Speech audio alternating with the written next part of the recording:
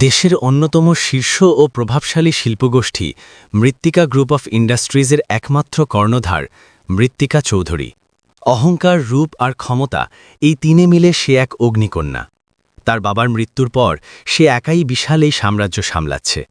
কিন্তু বাবার শেষ ইচ্ছে পূরণ করতে গিয়ে তাকে এমন একজনকে বিয়ে করতে হলো যাকে সে নিজের বাড়ির দারোয়ানের চেয়েও নিচু মনে করে। ছেলেটির নাম আরাফ। সে একজন সাধারণ গৃহশিক্ষক। সারাদিন সাইকেল চালিয়ে এবাড়ি ওবাড়ি গিয়ে টিউশনি করে তার সংসার চলে। পরনে থাকে পুরনো শার্ট, কাঁধে ঝোলানো একটা তালিমারা ব্যাগ আর পায়ে ধুলোমাখা স্যান্ডেল। মৃত্তিকার বাবার খুব প্রিয় পাত্র ছিল এই আরাফ। তাই মৃত্যুর আগে তিনি উইল করে যান যে মৃত্তিকার সব সম্পত্তির মালিকানা তখনই বৈধ হবে যদি সে আরাফকে বিয়ে করে।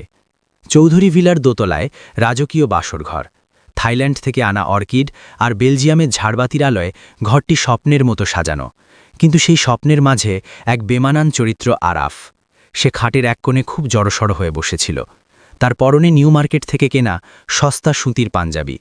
ভিলার জাঁকজমক দেখে তার চোখ ধাঁধিয়ে যাচ্ছিল। মনে হচ্ছিল সে ভুল কোনো গ্রহে এসে পড়েছে। হঠাৎ দরজায় প্রচণ্ড শব্দ। মনে হলো কেউ লাথি মেরে দরজা খুলল। ঘরে প্রবেশ করল মৃত্তিকা। তার পরনে কয়েক লক্ষ টাকার ডিজাইনার বেনারসি। গলা ও কানে হীরের গয়না ঝলমল করছে, কিন্তু তার চোখে ছিল ঘৃণার দাবানল। ঘরে ঢুকেই সে হাতের দামি পার্সটা ড্রেসিং টেবিলের আয়নায় ছুঁড়ে মারল। কাঁচ ভাঙার ঝনঝন শব্দে আরাফ কেঁপে উঠল। মৃত্তিকা ধীর পায়ে আরাফের দিকে এগিয়ে এলো। তার দৃষ্টিতে এমন অবজ্ঞা ছিল যেন সে কোনো নর্দমার পোকা দেখছে।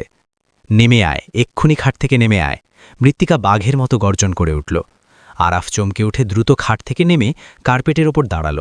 তার গলা ভয়ে শুকিয়ে কাঠ। সে আমতা আমতা করে বলল, মৃত্তিকা, আসলে আমি। চুপ কর, তোর ওই নোংরা মুখে আমার নাম উচ্চারণ করার সাহস পাবি না। তুই এর মতো একটা ভিখারি টিউশন মাস্টার আমার স্বামীর আসনে বসবি? তুই জানিস এই বিছানার চাদরটা ইটালিয়ান সিল্কের? তোর 10 বছরের ইনকাম দিয়ে এই চাদরের এক কোনাও কেনা যাবে না। তোর গায়ের সস্তা সাবান আর ঘামের গন্ধে আমার এসি রুমটা দুর্গন্ধ হয়ে গেছে। ছি। আরাফ অপমান্য করে মাথা নিচু করে বলল, আমি জানি আমি তোমার যোগ্য নই, কিন্তু বাবা চেয়েছিলেন। চুপ কর, বাবার দোহাই দিবি না একদম। বাবা শেষ বয়সে ভীমরতিতে ভুগেছিলেন, তাই তোর মতো একটা পরগাছাকে আমার ঘাড়ে চাপিয়ে গেছেন। তুই তো একটা সুযোগ সন্ধানী লোভী। ভেবেছিস বড়লোক বাড়ির মেয়েকে বিয়ে করে আরামায়েশ করবি। শোন, আজ স্পষ্ট করে বলে দিচ্ছি, তোর আর আমার সম্পর্ক শুধু কাগজে কলমে। এই 4 দেওয়ালের ভিতরে তুই আমার বাড়ির কাজের ছেলের চেয়েও অধম। মৃত্তিকা খাট থেকে দুটো বালিশ রাগে ছুঁড়ে মারল ফ্লোরে। আজ থেকে তোর জায়গা ওই ফ্লোরে।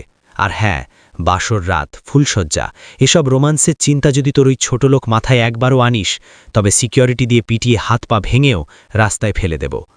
আরাফ অপমানিত হয়েও কোনো প্রতিবাদ করল না। সে নিঃশব্দে ফ্লোর থেকে দুটো বালিশ তুলে নিল। তারপর পকেট থেকে খুব সস্তা নিউজপ্রিন্ট কাগজে মোড়ানো একটা ছোট্ট বক্স বের করল। খুব সংকোচের সাথে বলল, আজ আমাদের বিয়ে। আমি জানি আমি গরিব, তবু আমার টিউশনির জমানো টাকা দিয়ে তোমার জন্য এই উপহারটা এনেছিলাম। কাগজটা খুলতেই বেরিয়ে এলো একটা সাধারণ ফাউন্টেন পেন। মৃত্তিকা সেটা দেখে অট্টহাসিতে ফেটে পড়ল। সে কলমটা ছোঁ মেরে আরাফের হাত থেকে কেড়ে নিল। 30 টাকার কলম? তুই 30 টাকার কলম দিয়ে মৃত্তিকা চৌধুরীকে ইমপ্রেস করবি? তুই জানিস আমি যেই পেনে সিগনেচার করি তার নিবটা সোনার তৈরি? তোর এই সস্তা সেন্টিমেন্ট তোর ওই বস্তির ছাত্রছাত্রীদের ব্যাখাস। আমার স্ট্যান্ডার্ডের সাথে মশকরা করবি না। এই বলে মৃত্তিকা জানলার কাছে গিয়ে সব শক্তি দিয়ে কলমটা বাইরের অন্ধকার বাগানে ছুঁড়ে ফেলে দিল। আরাফের মনে হলো কলমটা নয়, তার হৃদয়টাই কেউ ছুঁড়ে ফেলে দিল। সারা রাত আরাফ ফ্লোরে কার্পেটের ওপর কুঁকড়ে শুয়ে থাকল। মৃত্তিকা ইচ্ছে করেই এসি 16 ডিগ্রিতে দিয়ে রাখল। পাতলা পাঞ্জাবি পরা আরাফ শীতে কাঁপছিল, কিন্তু সে জানত একটা চাদর চাইলে জুটবে শুধুই অপমান। মৃত্তিকা আরামদায়ক কম্বলের নিচে শুয়ে শুয়ে ভাবল, কদিন পর এই ভিখারি অত্যাচার সহ্য করতে না পেরে নিজেই পালাবে। বিয়ের পর 5 মাস কেটে গেল। এই 5 মাস আরাফের জন্য ছিল এক নরক যন্ত্রণা।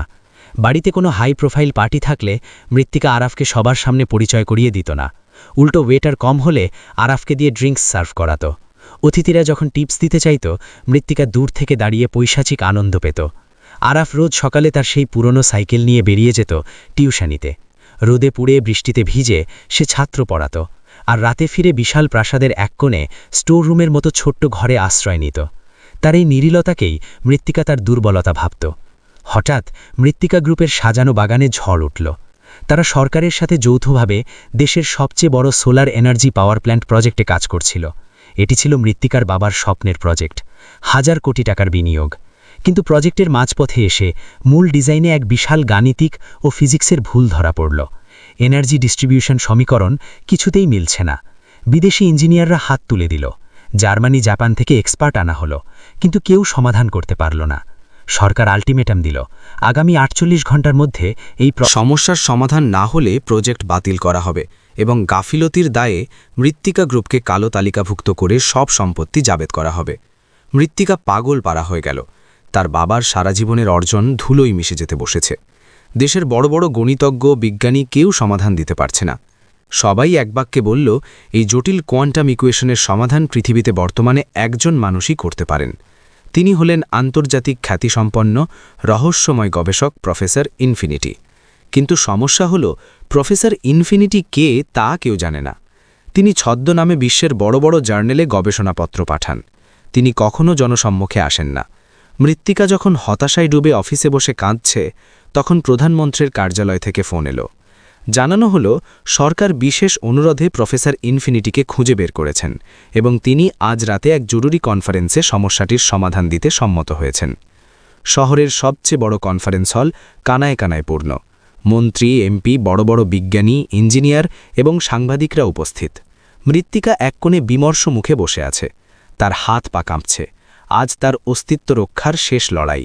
মডারেটর স্টেজে এসে ঘোষণা করলেন, লেডিজ এন্ড জেন্টলম্যান, আমাদের বিশেষ অনুরোধে দীর্ঘদিনের গোপনীয়তা ভেঙে আজ আমাদের মাঝে উপস্থিত হয়েছেন এবং আমাদের সমস্যার সমাধান করতে এসেছেন বিশ্ববিখ্যাত গাণিতিক গবেষক প্রফেসর ইনফিনিটি।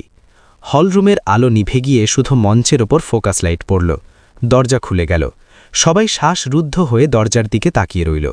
কালো ইতালিয়ান স্যুট পরা, চোখে দামি গোল্ডেন ফ্রেমের চশমা, হাতে একটা ম্যাকবুক এবং মুখে এক গাম্ভীর্যপূর্ণ আত্মবিশ্বাস নিয়ে যে যুবকটি ধীর পায়ে রাজকীয় ভঙ্গিতে মঞ্চে উঠল, তাকে দেখে মৃত্তিকার চোখ কপালে উঠল।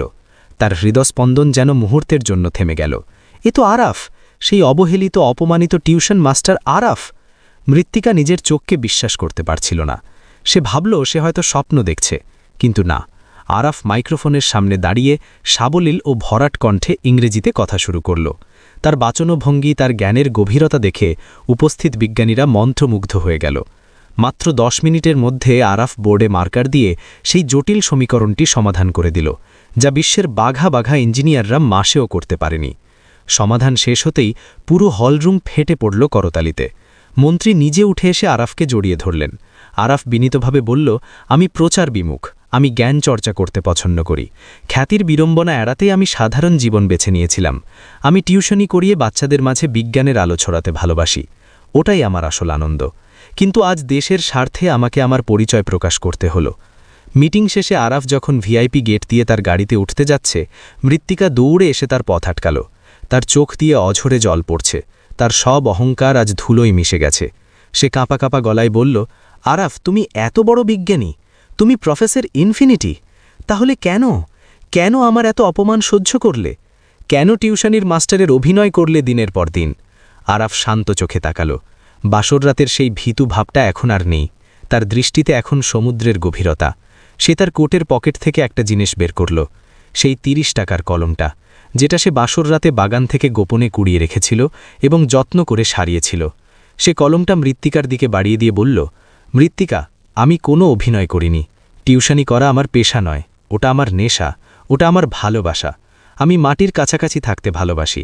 বাবা সব জানতেন। তিনি চেয়েছিলেন তুমি যেন মানুষের বাইরের পোশাক আর চাকচিক্য দেখে বিচার না করে তার ভেতরের মানুষটাকে দেখতে শেখো। তিনি চেয়েছিলেন তুমি যেন বোঝো হীরা কয়লার খনিতেও থাকতে পারে, কিন্তু তুমি সেই পরীক্ষায় ব্যর্থ হয়েছ। মৃত্তিকা কলমটা হাতে নিয়ে কান্নায় ভেঙে পড়ল। আমাকে ক্ষমা করে দাও আরাফ, আমি অন্ধ ছিলাম, আমি বুঝিনি। চলো বাড়ি ফিরে যাই, আমি তোমাকে সব সম্মান দেব। আরাফ আলতো করে নিজের হাতটা ছাড়িয়ে নিল। সে মৃদু হেসে বলল, তোমার 1000 কোটি টাকার কোম্পানি আর বাবার মান সম্মান আমি বাঁচিয়ে দিয়ে গেলাম। এটা আমার দায়িত্ব ছিল। কিন্তু মৃত্তিকা, গাণিতিক সমীকরণ মিলে গেলেও আমাদের জীবনের অঙ্কটা তুমি বাসর রাতেই ভুল করে ফেলেছ। যেই সম্মান তুমি এখন দিচ্ছ সেটা আরাফকে দিচ্ছ না, দিচ্ছ প্রফেসর ইনফিনিটিকে। আমি ওই ফ্লোরেই ভালো ছিলাম, তোমার ওই দামি খাটে আমার ঘুম হবে না। আরাফ গাড়ির দরজা খুলে ভেতরে বসল। ড্রাইভার গাড়ি স্টার্ট দিল। মৃত্তিকা তার বিশাল সাম্রাজ্যের জৌলুস্যের মাঝে একা দাঁড়িয়ে রইল, তার হাতে ধরা সেই ৩০ টাকার সস্তা কলমটা, যা তাকে আজ জীবনের সবচেয়ে দামি শিক্ষাটা দিয়ে গেল। সে বুঝল সে সারা জীবন হীরা ফেলে কাঁচ কুড়িয়েছে। এই গল্পটি আমাদের চোখে আঙুল দিয়ে দেখিয়ে দেয় যে চাকচিক্যময় পোশাক বা সাধারণ পেশা দিয়ে কখনোই মানুষের আসল যোগ্যতা বিচার করা উচিত নয়। হীরা যেমন কয়লার খনিতে লুকিয়ে থাকে, তেমনি সাদামাটা মানুষের ভেতরেও থাকতে পারে অসাধারণ প্রতিভার স্ফোরণ। মৃত্তিকার মতো অর্থের অহংকারে অন্ধ হয়ে কাছের মানুষকে অবহেলা করলে দিন শেষে একাকিত্ব আর অনুশোচনা ছাড়া কিছুই জটে না। মনে রাখতে হবে, বিপদের দিনে বিত্তবৈভব নয়, বরং জ্ঞান আর মানবিকতাই মানুষকে রক্ষা করে। তাই সময় থাকতেই মানুষের গুণের কদর করা শিখুন, কারণ সুযোগ আর সময় একবার চলে গেলে তা আর ফিরে আসে না। তখন হীরা চিনেও কোনো লাভ হয় না।